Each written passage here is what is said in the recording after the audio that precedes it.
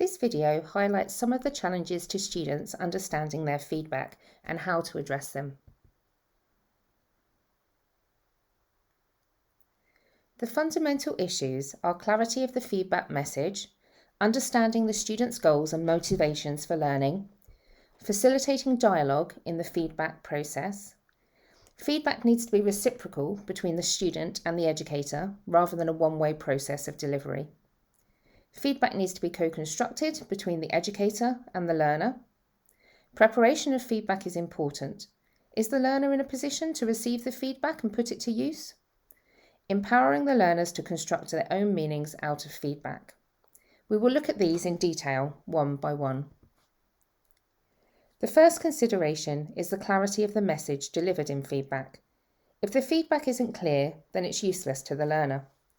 The first major challenge is the language used in feedback. Is this accessible to the student? Do they understand the meaning of the comments and guidance?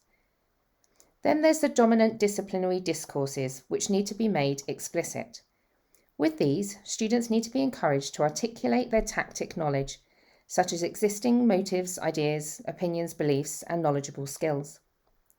Finally, given individual differences in learning approaches between students, the feedback message needs to be kept simple and focused on what matters most. An important factor to consider is what the students expect to gain from the feedback. So we need to be mindful of the likely goals and motivations of the students in relation to the feedback they're expecting. They won't always be expecting or wanting feedback that helps them to learn. For example, they may want feedback that just provides the answers to the questions, but feedback that makes them think and question is much more valuable to their learning. They might not yet realise this though. Feedback should be seen as a valuable and precious resource of high value to the students. They're gaining the rare and precious insight of an experienced professional on their work. We need to develop students' abilities to identify areas they would like for focus. Training needs to encourage students to be more discerning in how they seek, give, and utilise feedback in order to move away from a receipt model if feedback needs to be unshackled and its potential to impact practice realised. Feedback as a process means that there needs to be active dialogue and discussion between the learner and other learners and or the educator. The importance of co-constructive dialogue between educator and student to support understanding of assessment is acknowledged. Training that focuses on supporting students to better understand feedback through reinforcement is an outdated paradigm that does not sufficiently acknowledge the role of learners as authors or owners of assessment feedback exacerbates the problem. Feedback needs to be dialogic to support students' self-regulation. Effort should be placed on those interactional features that promote and sustain feedback dialogue. Feedback should be based on well-defined negotiated goals, rather than purely on the quality of the learner's performance, given that the numerous goals, both specified and unspecified, in play and impacting the student decisions. People are unlikely to change in response to data delivery methods that attack their self-perceptions, so feedback needs to align with these perceptions and beliefs.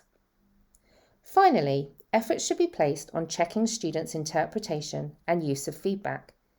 Does feedback achieve what we need it to?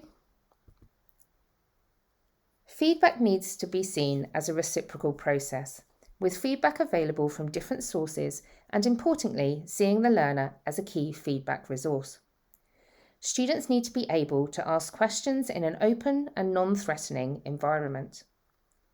Opening opportunities for students to come and talk to you in office hours is not likely to be taken up by the less confident students, and typically these are the ones who need the most guidance.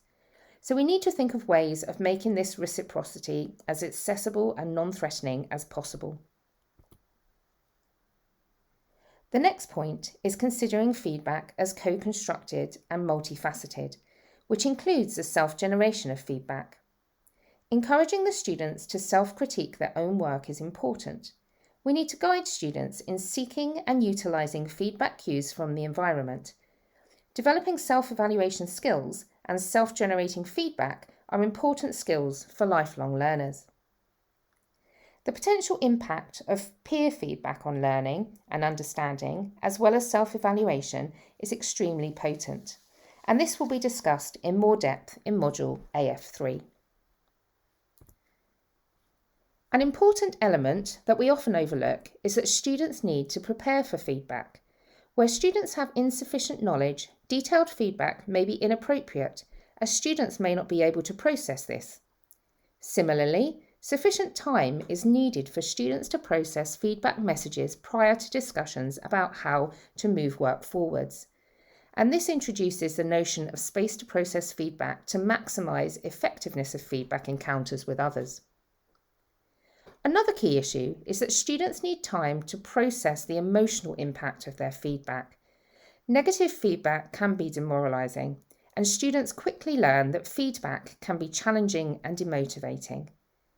A good approach is to be upfront with students about this and encourage them to reflect on their feedback again a short while after they've received it. This will feel less emotionally involved. Finally, we need to provide learners with opportunities to construct own meaning. Students must have opportunities to construct their own meaning from the received message in the feedback.